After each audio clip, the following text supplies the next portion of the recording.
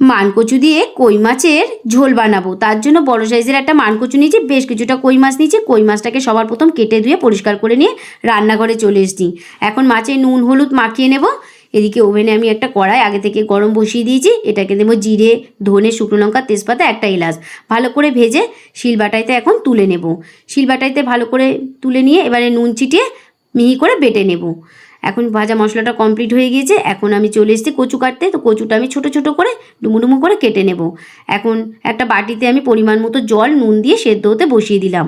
এদিকে কড়াইতে পরিমাণ মতো সর্ষের তেল গরম করে একে একে নুন হলুদ মাখানো মাছটা আমি ছেড়ে দেবো।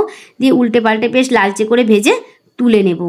ওই তেলে ফোড়নে দেবো কালো জিরে, শুকনো লঙ্কা। ফোড়ন থেকে সুন্দর গন্ধ বেরোলে সেদ্ধ করে রাখা কচুটা দিয়ে বেশ লালচে করে ভেজে নিতে থাকবো। তত সময় আমি শিলবাটাইতে আবারও একটা মশলা বেটে নেব, জিরে আদা কাঁচা লঙ্কা। জিরে আদা কাঁচা লঙ্কাটা একটু মিহি করে বাটা হয়ে গিয়েছে। এদিকে কচুটাও প্রায় ভাজা হয়ে গেছে। নুন হলুদ আর বাটা মশলাটা দিয়ে বেশ কিছু সময় কষিয়ে নেব। এখন একটু বাটিতে মশলা ধোয়া জলটা দিয়ে দিলাম, দিয়ে আর একটু কষিয়ে গরম জল দিয়ে ভালো করে ঝোলটা টকবকিয়ে ফুটিয়ে নিয়েছি।